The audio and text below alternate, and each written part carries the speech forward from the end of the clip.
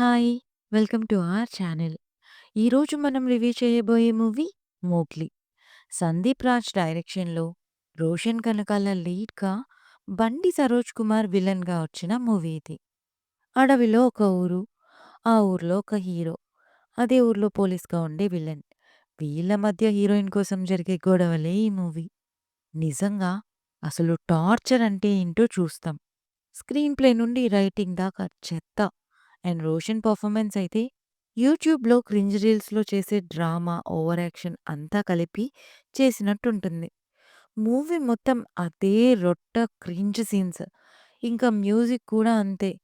ఇంకా బండి సరోజ్ పర్ఫార్మెన్స్ బావున్నా కూడా ఆయన చేసేది కూడా ఓవర్ యాక్షన్ లానే అనిపించింది. నిజంగా ఈ మధ్య కాలంలో చూసిన డంబ్ అండ్ రొటీన్ మూవీ ఇది. ఇది నా పర్సనల్ ఒపీనియన్.